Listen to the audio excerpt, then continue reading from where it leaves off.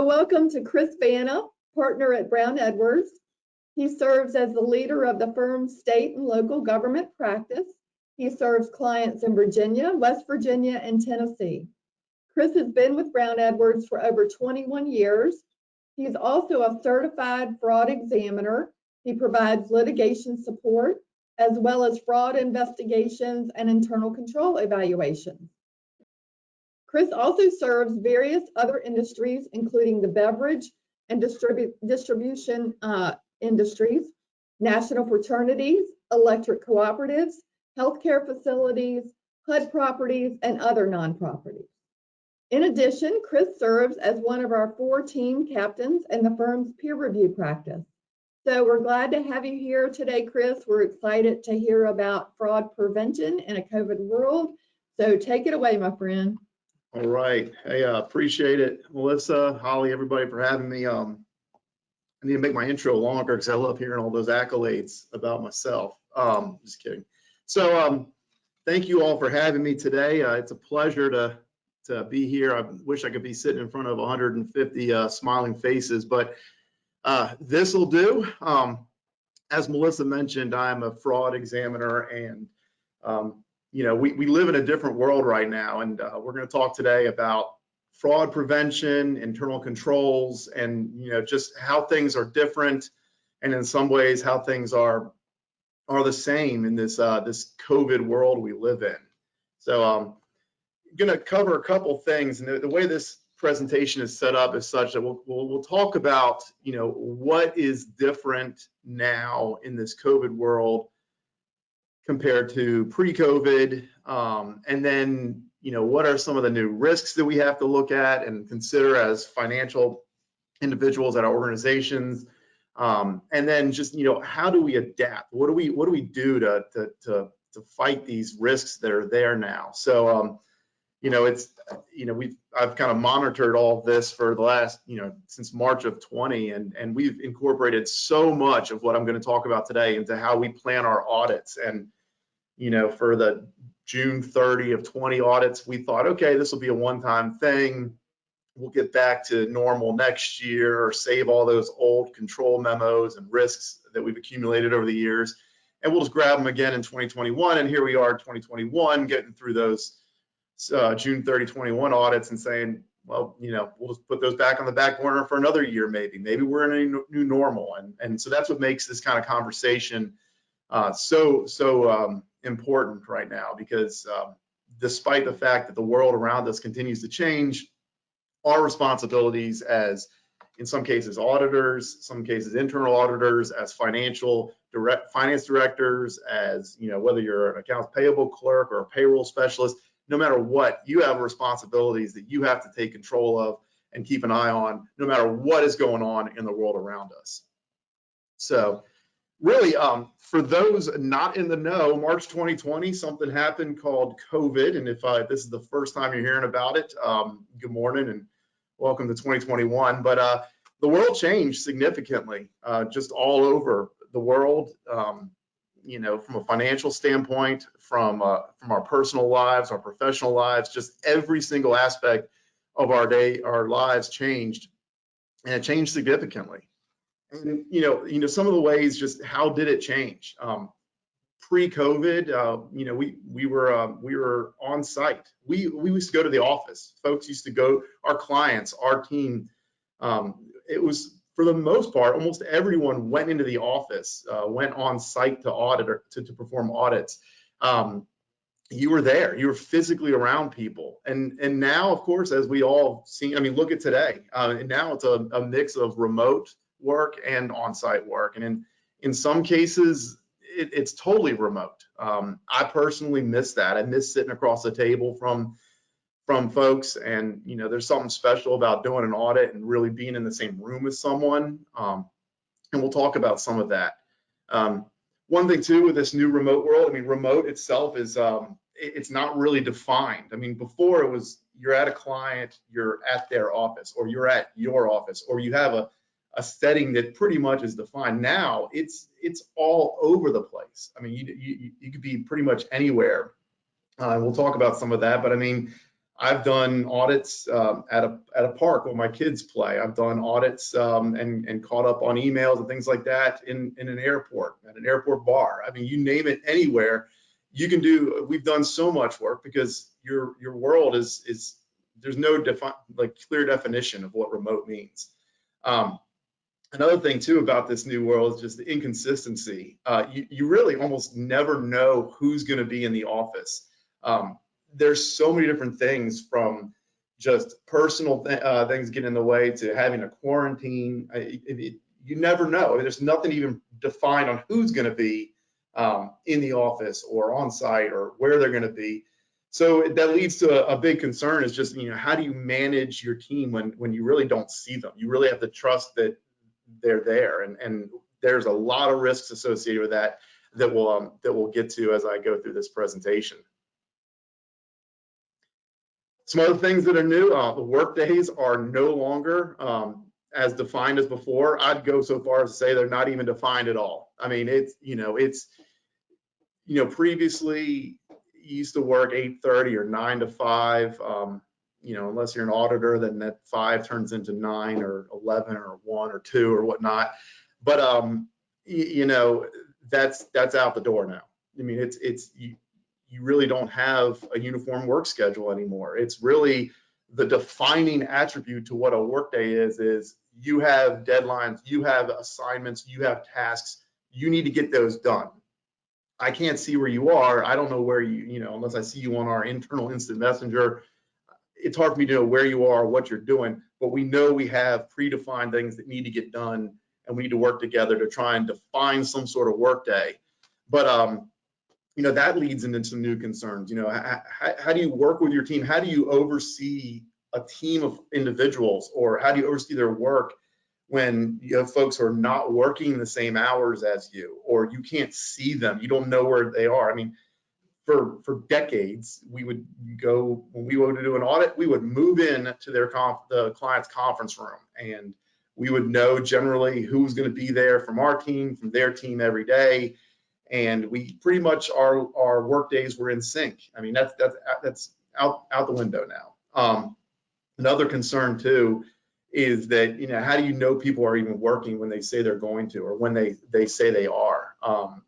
That's very hard to do, because for instance, when we need people working when they say they're going to, so we can meet our deadlines. We need to know if you are managing a large pool of staff and you need to manage hourly workers and they're turning in time. You need to be able to know that. How do you know they actually were working? And we'll talk about more of that, how to address these concerns as we go on.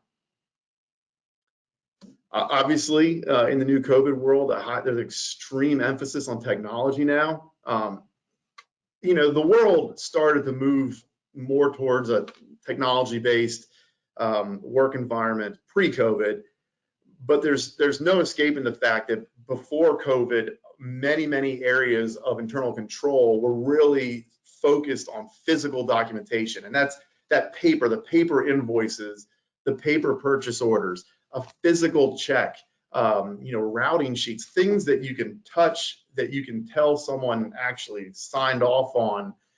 You can look at that and you can tell, I can tell that that's an original invoice. So much pre-COVID were physical documents, and it was a lot easier to audit, to route these things, to control, and to document things. But now so much of that is done electronically. Now, COVID didn't make that happen. COVID may have pushed some organizations and some processes more towards an electronic technologically based aspect than before. But there's a lot of systems and softwares out there they're all electronic, and COVID really pushed us in that direction.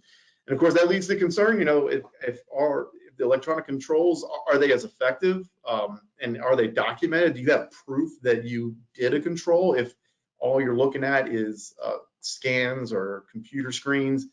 How do you document that you actually did controls, and how are you ensuring they're effective? Also, a higher need for flexibility. I mean, I remember when I was a young staff, or even up until, the first 10 or so years, if not longer, of my career, you really, you knew where you're, like I said, you knew where you're going to be, what hours you're going to be.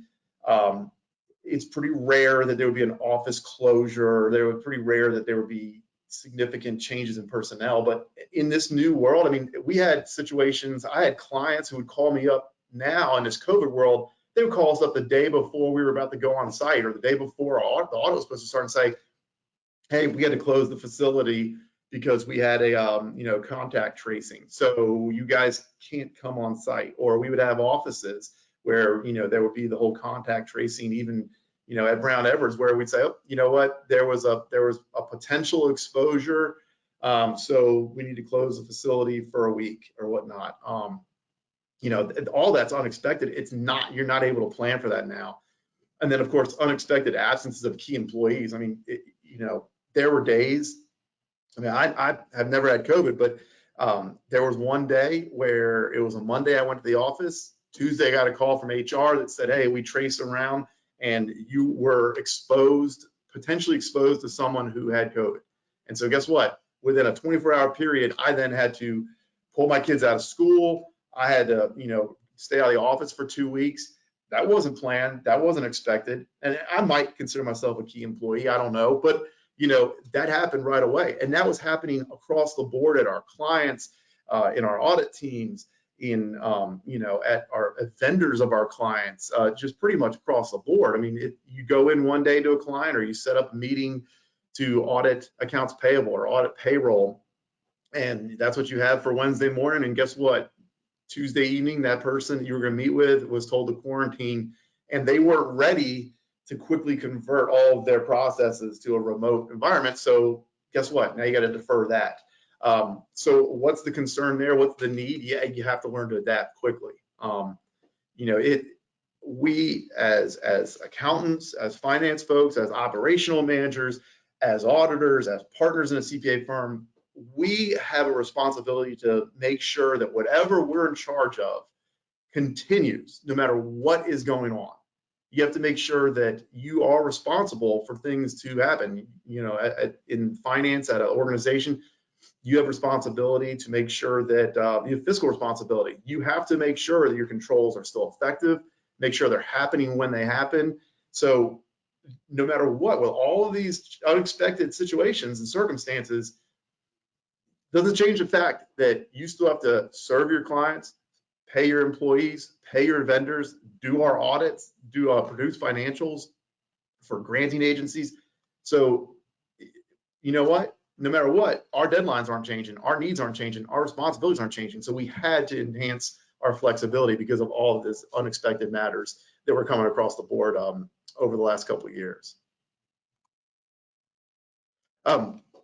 A lot of ways to address this started with IT controls. How do we, to have, effective controls in a constantly changing environment, you have to have effective IT controls.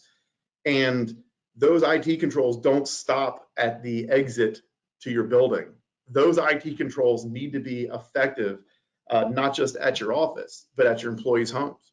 Or whether, I don't care, my example here, sitting at a bar at an airport. You need to make sure that if you're on an airport Wi-Fi, that you have a virtual network. You have to make sure that you have complex passwords. You have to make sure that those controls that used to be focalized in the brick and mortar of your building expand to all these new places where the new definition of office is.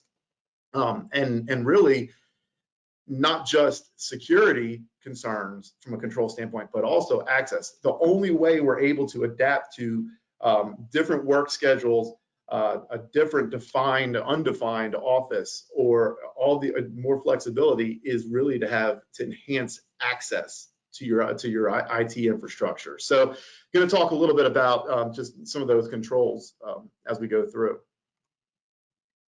So I know that this audience does not include a significant amount of IT professionals or personnel, but we all know that IT is the backbone to how we do everything.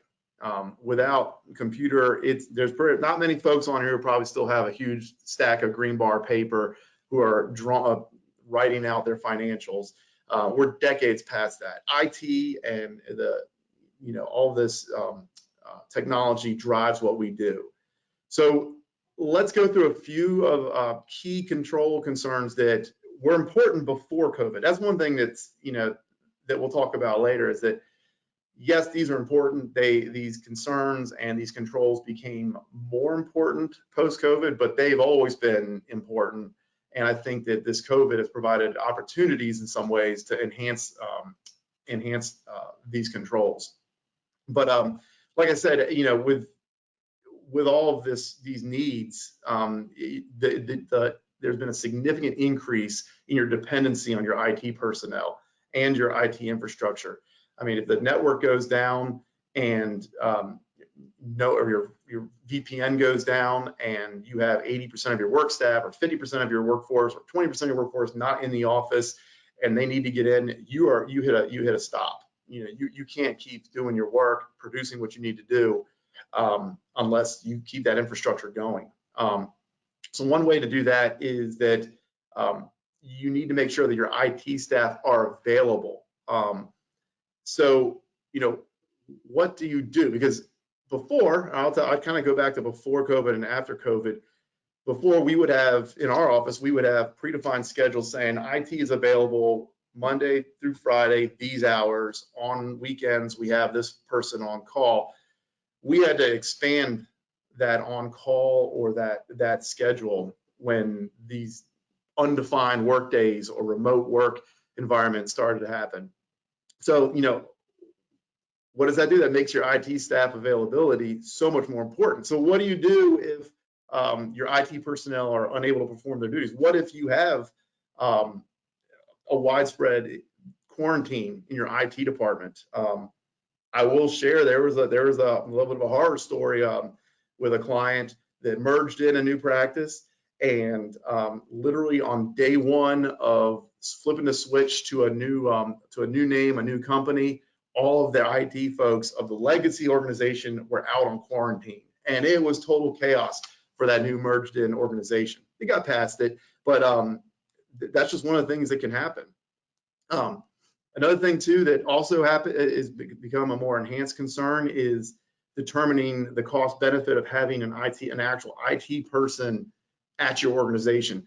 A number of our nonprofit clients, some of our smaller privately owned companies, some of our more rural local government clients, they don't have the cost structure to support a full-blown IT staff. The benefits of having a person on staff in IT all the time, it doesn't outweigh that cost of having that person. But that's a concern, having to revisit whether you need an IT person in smaller organizations. So how do you address some of those concerns? What you need to do first is just step back and assess where your risks are related to IT. Really, every organization should have been doing this for the last couple of decades anyways, but really you need to step back and say, all right, let's define our IT infrastructure, let's define roles, and let's really just identify risks. It's similar to what we do in the audit. When we get ready to prepare and perform an audit, we step back every year and say, all right, what's changed at this client? Or what do we know about this? What do we understand about this entity, and where are the risks? Organizations need to do that with their IT infrastructure. One thing also too, to address some of these concerns, consider cross-training IT staff to support multiple activities. Now, as my last bullet, I'll talk about one risk there, but it's important to cross-train. That happens in most organizations anyways, because you have to be able to consider, just like paying vendors, collecting cash receipts at a point of sale collection point, you have to have folks cross-trained in case of emergencies or in case someone can't perform their duties. That applies to IT as well. Just like my example where the whole IT department went out and were quarantined, that organization did have some cross-trained folks in another office who were able to then jump in a car, travel, stay overnight, and do that work because they're cross-trained. Design contingency plans for your IT personnel. What if you have folks that not just are quarantined? What if they go out sick? What if you have your IT person or your 2 IT folks? What if they get sick or they, something really awful happens to them? What are your contingency plans? Do you have a backup plan for keeping your IT infrastructure moving? Another thing that has become common as well is using what they call password vaults. These are secured locations for storing admin passwords. And so, your admin passwords, you don't want those getting out, obviously, because someone could bring down your IT infrastructure with that. But if you use a password vault, you can store those passwords in a secure manner that then makes them available for cross-trained IT individuals with appropriate rights. But despite all of this, you can never forget about segregation of duties. When we look at organizations' risk structure, their information or their internal control structure, segregation of duties is always a concern. And we look at these situations like cross-training or these password vaults and who has access to them. We look at things such as segregation of duties because while you need to ensure that your operations are ongoing and you can create an environment where you can keep operations going if IT staff go out, you don't want to create a problem by overloading certain individuals with duties that then could expose you to even more risks of fraud or error or things like that. So that's why when you sit down to just assess these risks, you sit down with pen and paper and you just start really just looking at identifying your individuals in IT, identifying their roles and identifying where they may have risks of creating segregation of duties issues. Hey, Chris, I'm going to throw a poll out real quick. Sure.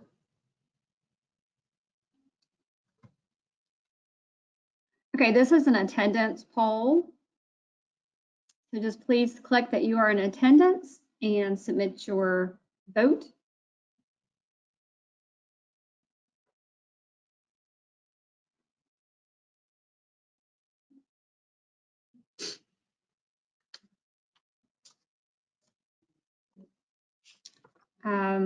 Votes are coming in quickly. I will give it just a few more seconds and then I'll close the poll.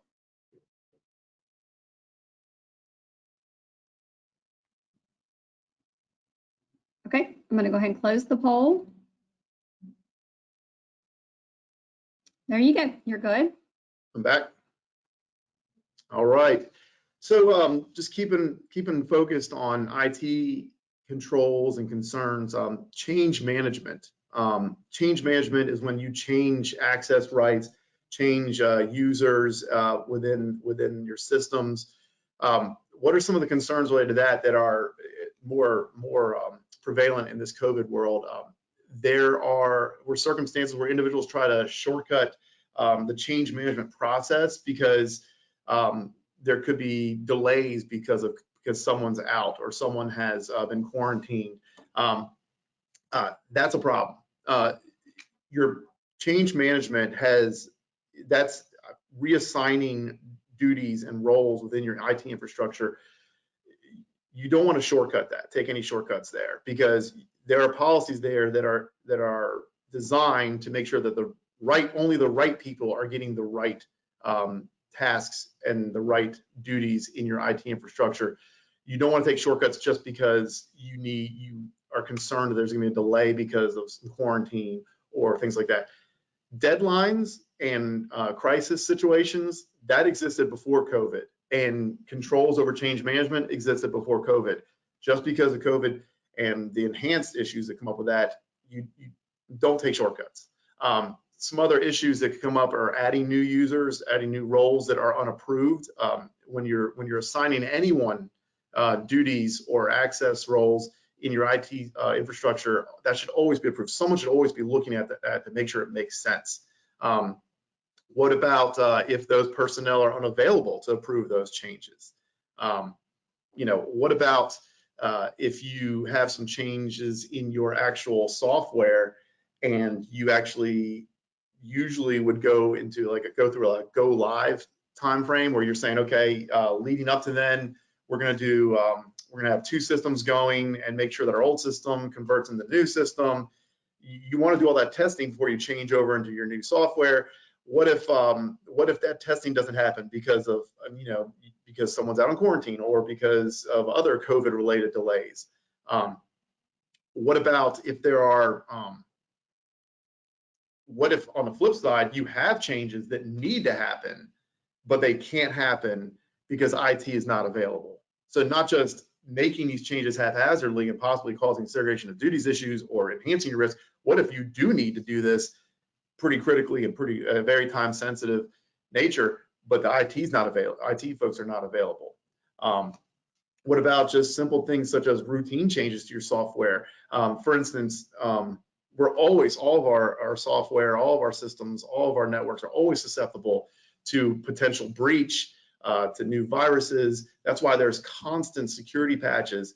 What if you don't have IT people on staff or available, and those security patches aren't happening timely and enhancing your risk there of potentially breaches or firewall breaches, things of that nature? Another risk too is what we have seen is that some organizations said so-and-so was out for 2 weeks. They were given, because of that and because of the critical nature of their duties, we needed to temporarily make some changes to access controls, let someone else use it for those 2 weeks. Well, what if they accidentally become permanent? For instance, if someone had to fill in for a couple weeks, and then when that other person, the original person, came back, they never took those duties off. That's a risk.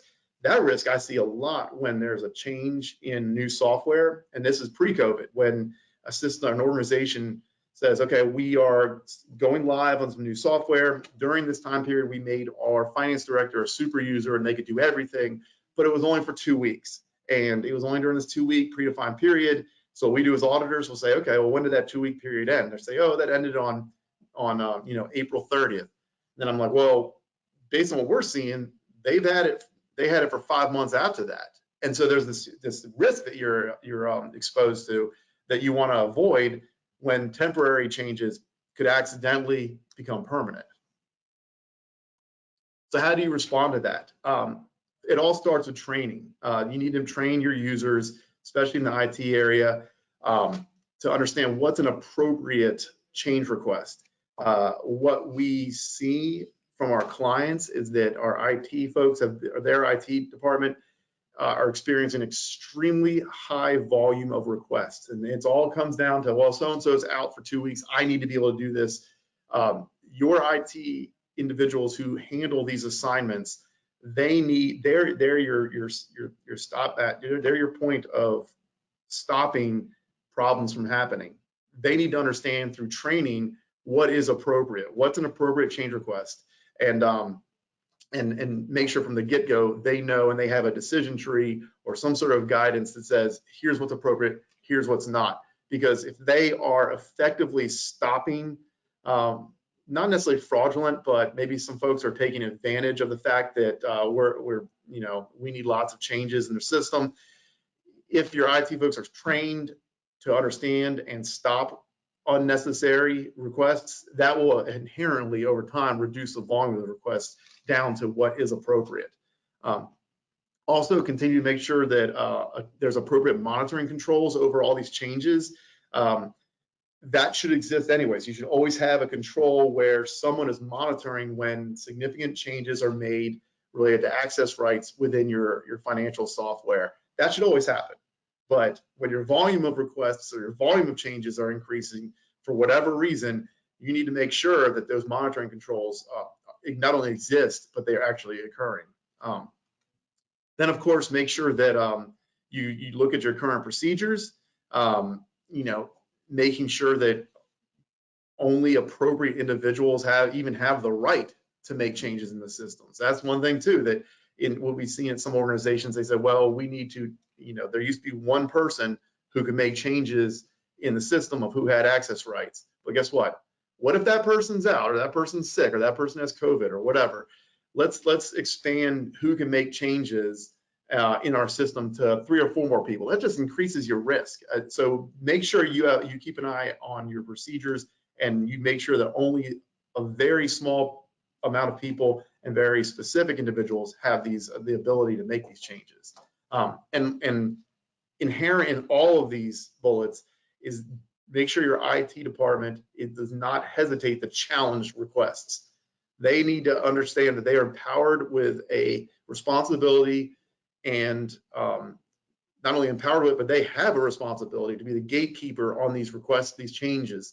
And they need to understand that they can turn folks away and say that's not appropriate, and then expand who's involved if there are bigger problems. But never hesitate to challenge requests that just do not seem appropriate.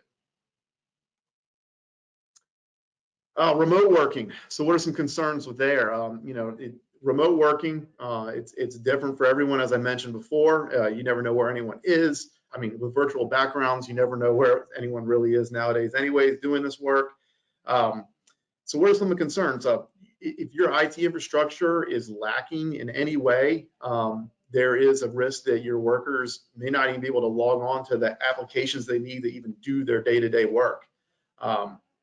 There also is concern that employees could look for workarounds related to security protocols. Maybe you have certain security rules and regulations that your staff have to follow when they're not in the office, when they're on public Wi-Fi or airport Wi-Fi or the Wi-Fi of Buffalo Wild Wings or something like that.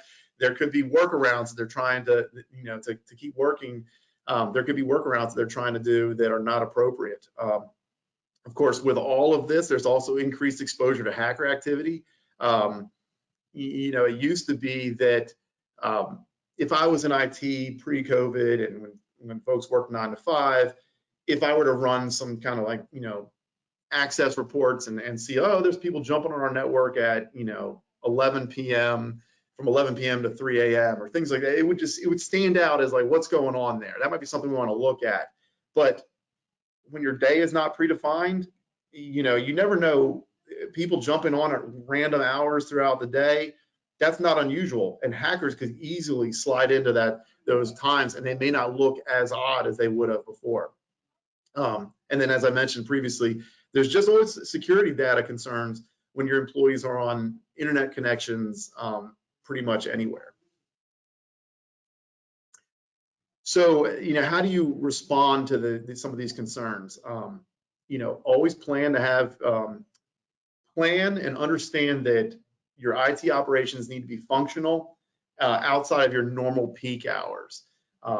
Establish appropriate security technologies. Virtual private networks are, most organizations are using them now, but they heavily enhance your security.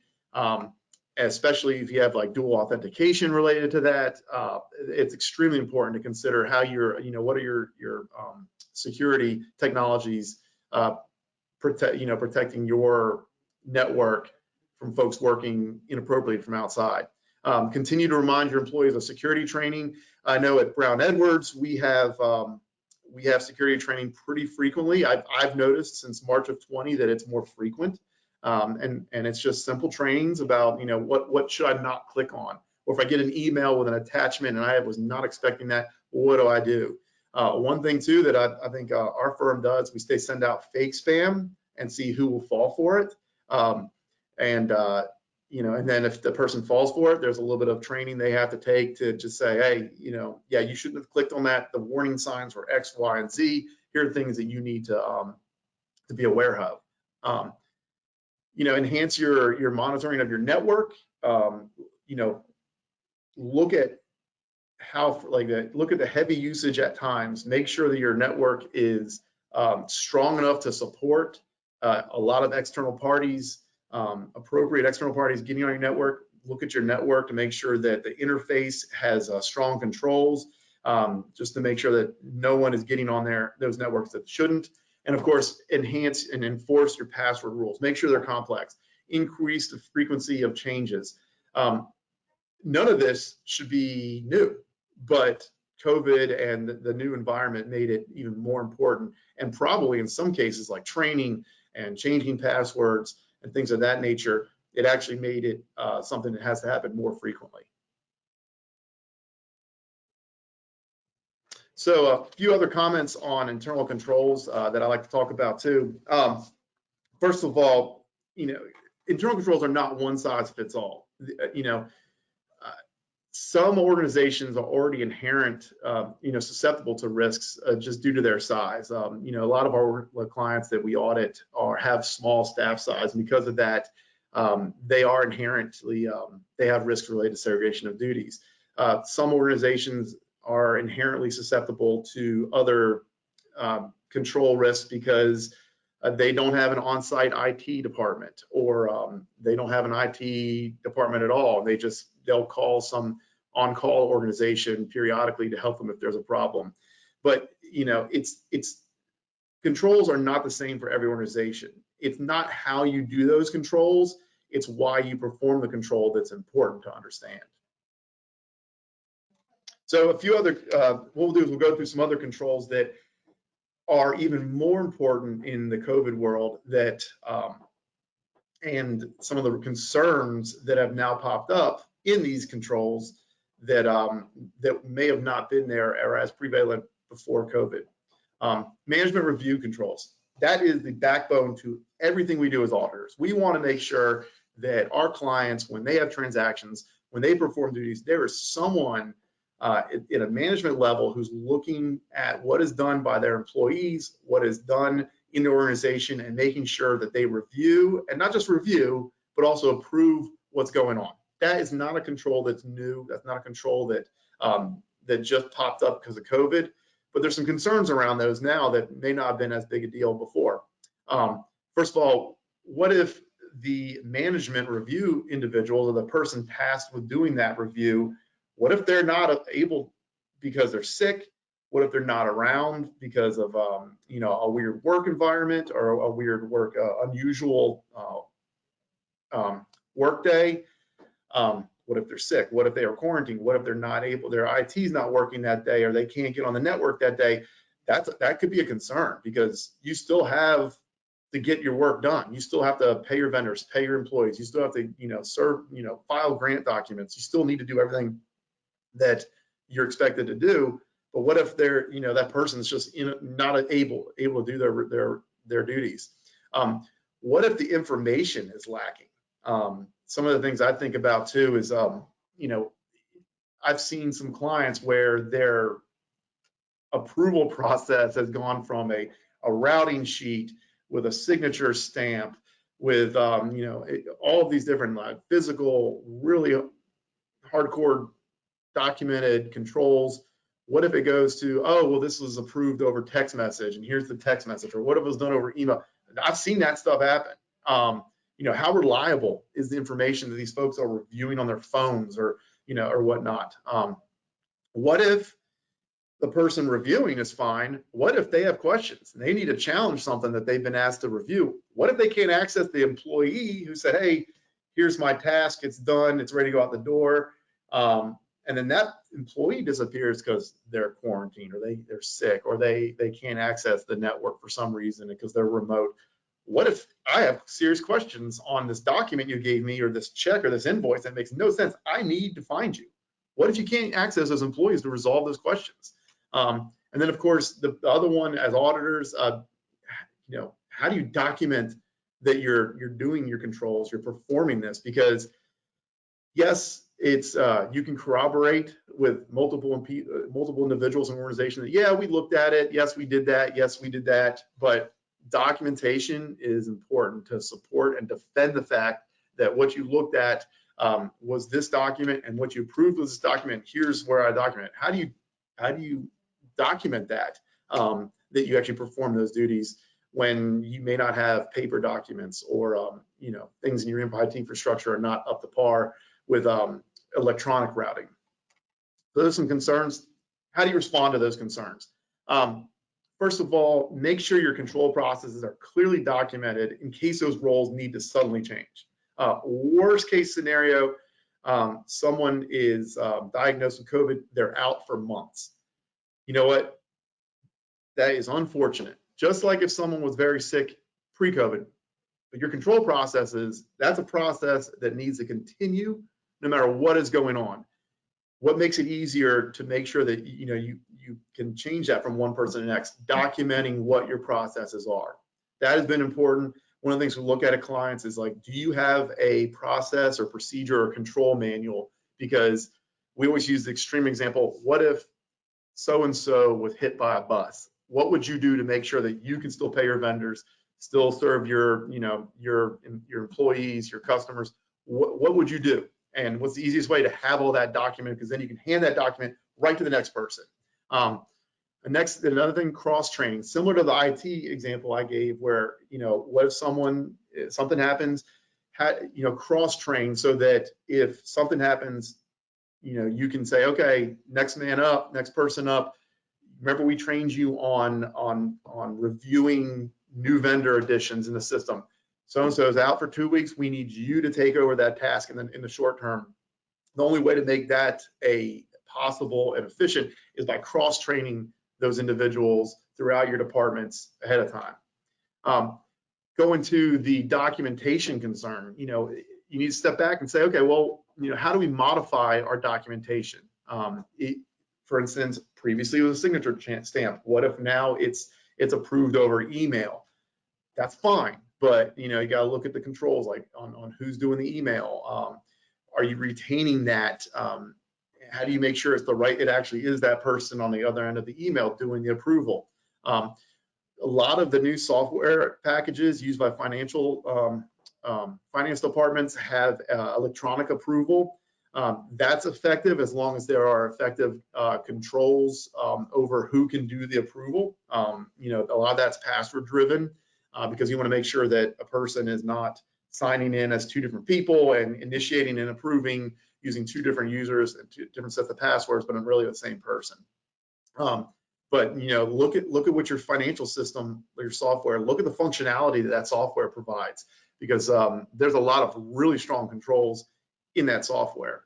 And then of course, no matter what it looks like, whether it's an email approval, maintain that documentation somewhere. Maintain it electronically. Make sure not just for your, make sure that not just to support if an auditor is asking, but if something goes wrong, you need to go backwards to that documentation and say, well, what happened? What was the approval? Because I know I approved that over email. So make sure you modify how you're maintaining that documentation. Set explicit deadlines for reviews. Now, a lot of my organizations that I audit, they have very set, okay, this is the day that we cut checks. So our approvals for all checks have to be done 2 days beforehand. This is the day we do payroll. All payroll approvals have to be done by this day. That's, and they had that calendar set up, years in advance, because it just never changed. Well, now with changes in different schedules by individuals who are working, concerns that come up with IT infrastructure or sickness or whatnot, you might need to look at those deadlines and say, okay, here's our drop dead deadline, but let's move it up 2 days so that we have some cushion. They just need to be reasonable, but you need to look at those, because you don't want to get to the point where you're in crisis mode and you have vendors calling and you didn't adapt. Another thing too to consider, this is, most of you are at nonprofit organizations, you have a governing body, you have a board of directors. Consider involving board of directors members. Some of them may be a little uncomfortable being an explicit part of your transactional level controls, but it's okay. Look for ways for governance to help too, because if they are looking at performing some level of review of, maybe one board member comes and looks at all the checks that were created on every other Thursday. Maybe a board member opens up the bank statement and takes a look for, at all the canceled checks if they came with it, and look for anything that was written to cash, things of that nature. Look for ways for governance and your governing, your board members to be involved in some way. Hey, Chris, I'm going to do a poll question. Sure. This is another attendance poll.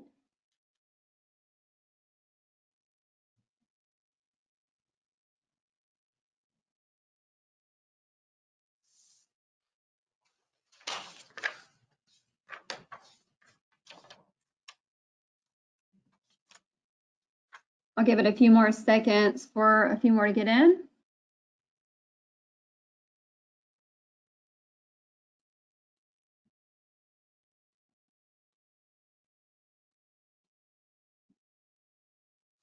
Okay, I'm going to go ahead and close the poll here in just a few seconds.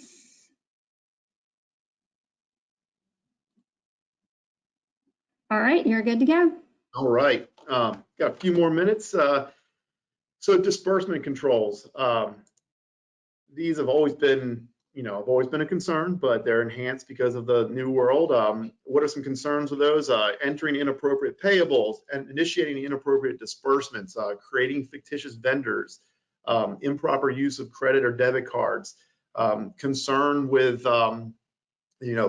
vendors not being paid on time because, invoices aren't making it to people working remotely.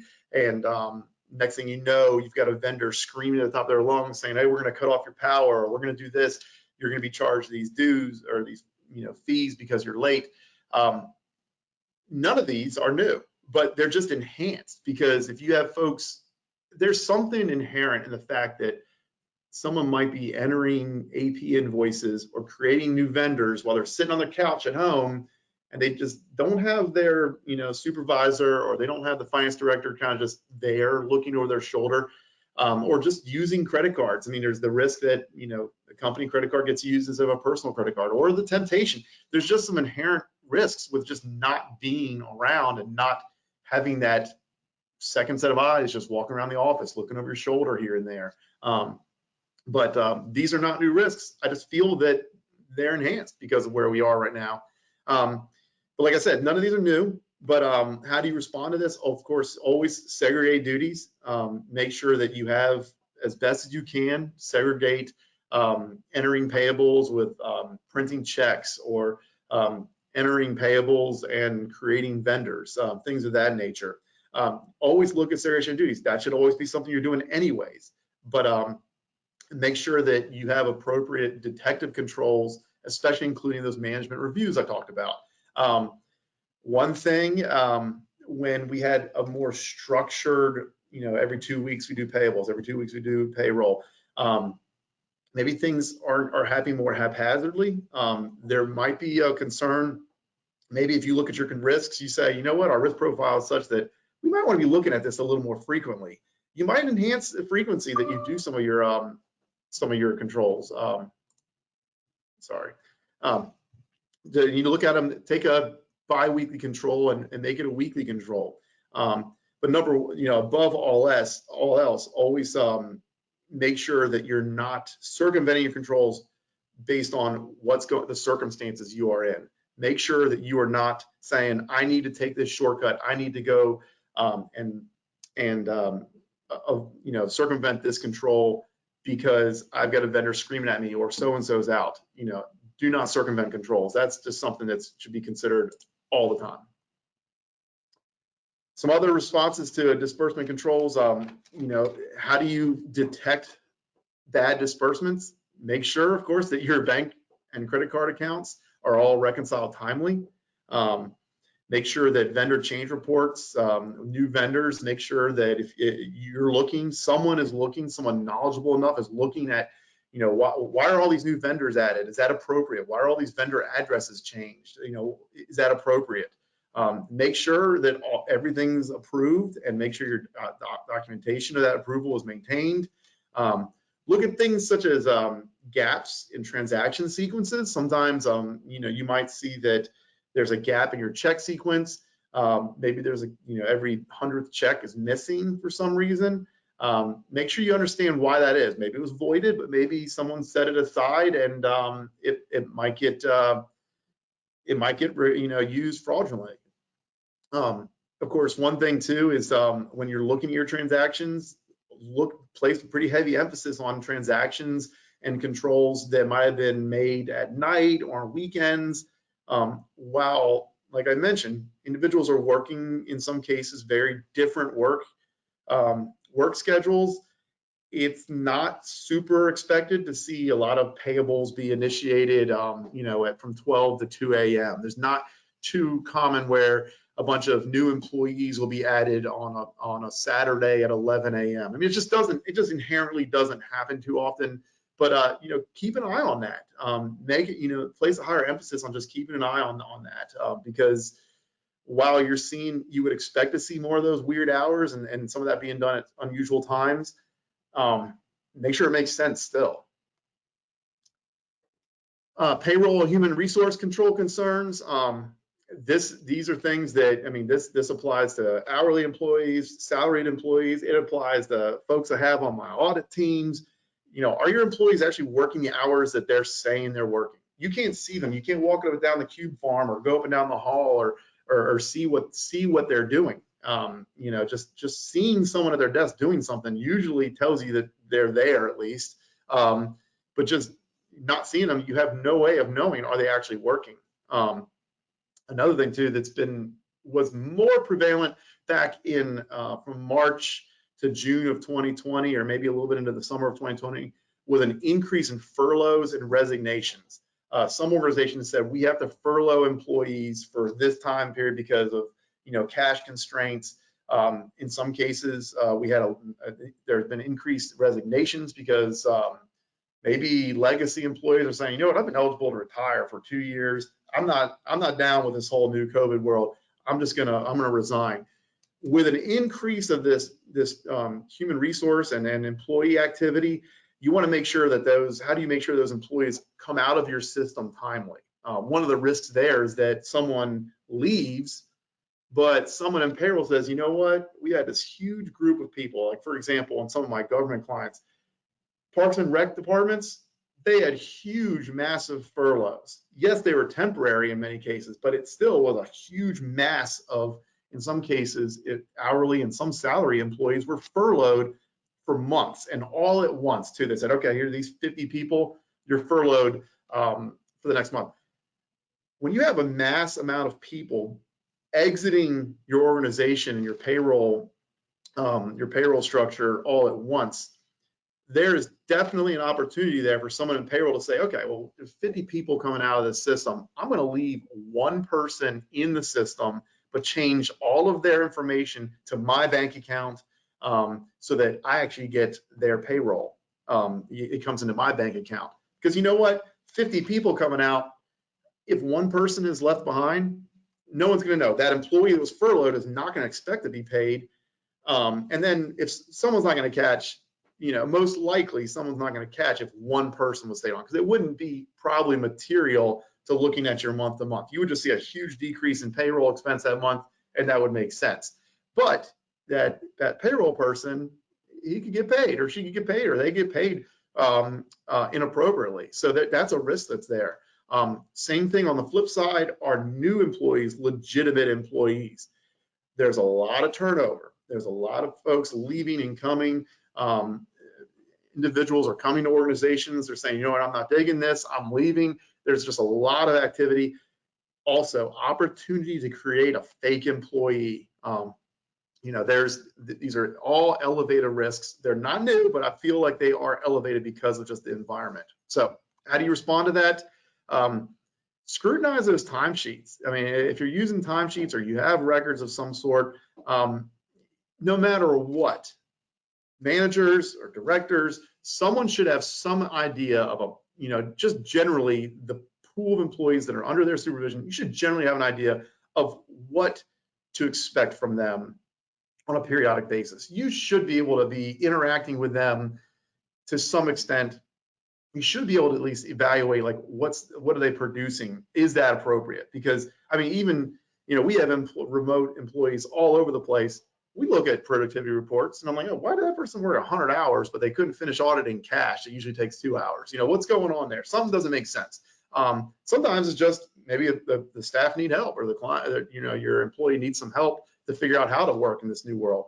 But scrutinize those, you know, the time records. And then of course, you know, with the exiting employees and the new employee risks, look at those employee change reports frequently. Look at them more frequently than before, especially if you're an organization that has mass furloughs, mass hires, lots of turnover. You want to make sure that you have some way of knowing, are these employees legitimate? Are people removed from the system timely like they should be? I mean, it's just keep an eye on those reports and all that change way more frequent than you did before. For the most part, that's all I really had to talk about when it comes to controls. Really, the point is to really just look at our world, this COVID world, and say, what are some of the new concerns? How do we respond to these? But really, one thing too to point out, yes, these seem like challenges, especially because I think a majority of the folks on this call probably are the ones who have to think and adapt to this and perform a lot of these duties. But in some cases, you could look at them as opportunities. Yes, some of them were responsive to like this new COVID world we're in, but in a lot of cases, it could increase effectiveness of controls if you're doing them more frequently, or if you're placing a higher emphasis on them, on performance of them, or documenting them. It could actually increase their effectiveness. There are a lot of organizations that weren't aware of the benefits of all the technology they had and everything they had to do. That actually then feeds into potentially efficiency. I mean, in a lot of cases, these opportunities, these challenges your organizations are finding out how to do things better, quicker, more efficient. And then, of course, one of the things that's so important, especially for us as auditors, is making the workplace more flexible. When your office can be anywhere and your workday can be pretty much any time, that is an inherent benefit to employees that may not have been there as much before the COVID world. So yeah, it's not fun. It's stressful, but there are some opportunities here that really could help make your controls better, and even in some cases make your workplace a better place to work.